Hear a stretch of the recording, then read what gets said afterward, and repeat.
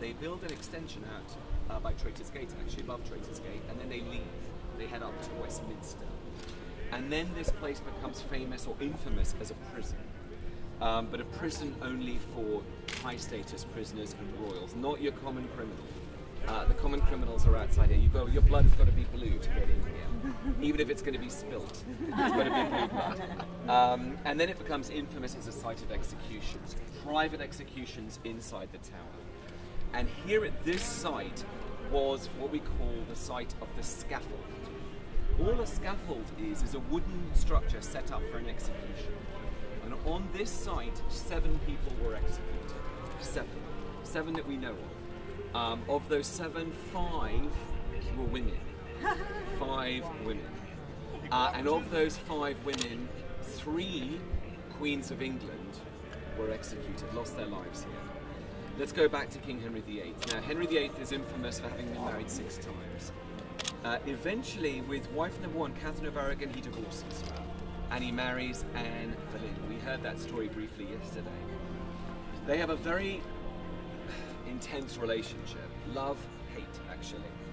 One minute they're absolutely besotted with each other. The next minute he wants to kill her. She's a feisty woman, pale face, long black hair, not particularly beautiful, considered a beauty of her age. Nowadays would be considered more quirkily beautiful.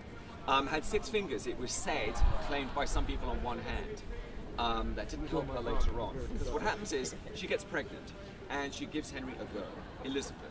He already has a girl, Mary. At that time, Henry, it was all about boys. Henry wanted a boy. She quickly gets pregnant again, that's her job. She has a miscarriage. By now, it was said that their arguments were getting tiresome to Henry. They were tiring him. She also, Anne, was an ambitious person, was bringing in some of her family into positions at court, and she made a few enemies. It was said eventually that Henry made the acquaintance of Jane Seymour, and he wanted to get rid of her. She got pregnant one last time, had a stillborn male child.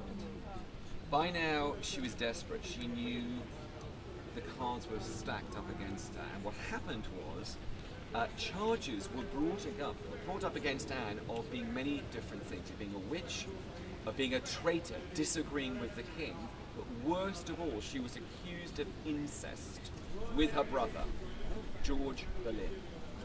None of this was true, all lies.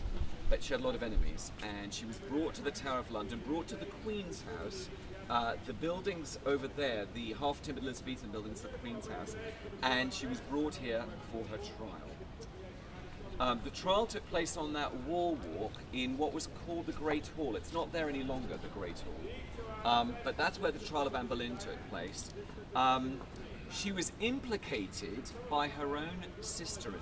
Her sister-in-law, a woman called Jane Boleyn, implicated Anne and her own husband, George Boleyn, as having had this affair. It was all lies.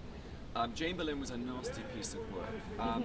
George Boleyn, Anne's brother, found guilty and executed, as were several others in this series of trials.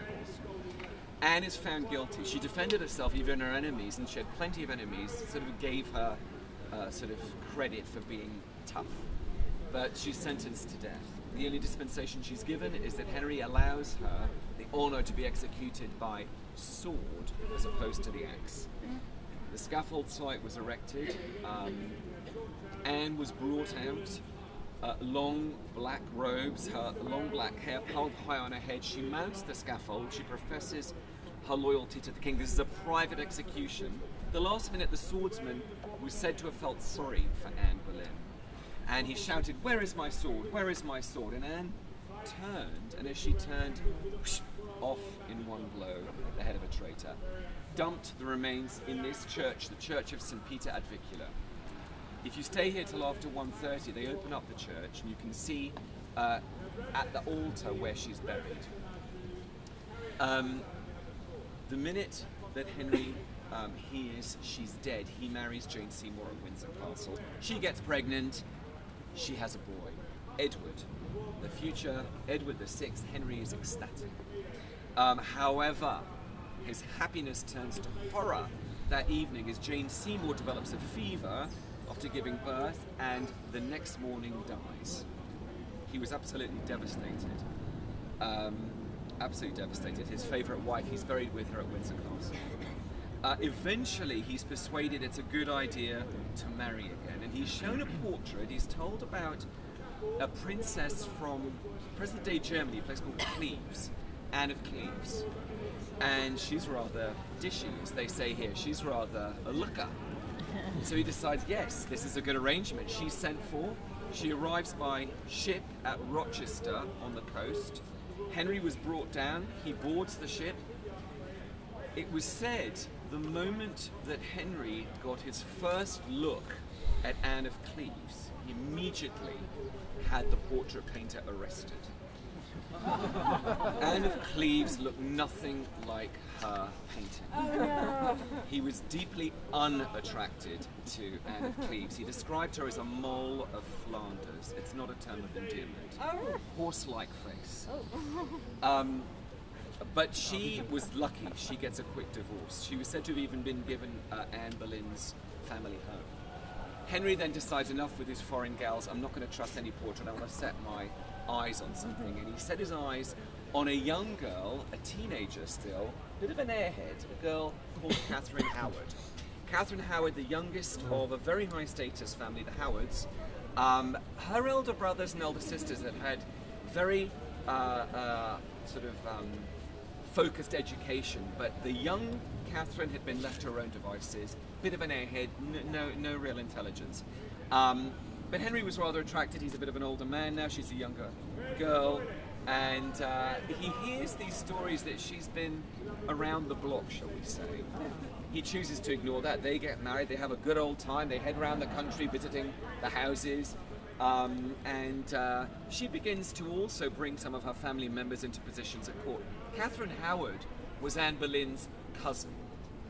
Not a good thing, as it turns out, for Catherine Howard. At Hampton Court Palace, Henry was given irrefutable evidence that Catherine Howard had been adulterous. She'd had a boyfriend, and he was absolutely furious. She's immediately arrested, kept in her rooms as a prisoner. It was said she escaped her arrest, momentarily ran down the great hall, the long gallery at Hampton Court Palace, and pounded on the door of the royal chapel where the king was at prayer. And it was said that she was dragged screaming back to her room. And if you go to Hampton Court Palace, if you listen at night, supposedly you can hear the ghost of Catherine Howard screaming. Arrested with her chief lady in waiting. Why was she arrested? Because she knew about her mistress's infidelities and hadn't told anybody. What was that woman's name? I see the name down here, Jane Boleyn. A stupid as well as an evil. Brought both of them to the tower. They were both quite hysterical. Catherine Howard was tiny. They are sentenced to death very quickly. Catherine Howard was said in the nights before her execution, they're both sentenced to death. This time no sword, it's going to be the axe. She was hysterical but obsessively placing her little neck on a block in her rooms in the Queen's house. The scaffold was erected. The day came. She came up to the scaffold. It was said that she regained her composure and professed her loyalty to the king, and some people also claim that she owned up to having had a boyfriend. It didn't help her. Bam! Dumped in this church, just like poor old Anne Boleyn, unmarked grave. Quickly brought up to the scaffold site and her head removed very quickly. Jane Boleyn gets her just desserts. The last of Henry's wives, Catherine Parr. Catherine Parr has the good luck to outlive Henry. She got into trouble as well, actually, but she got out of trouble. And she kind of nursed Henry in his old age. The 6 wives, the easy way to remember the wives. Divorced, beheaded, died. Divorced, beheaded, survived. Okay guys, come on, let's head round.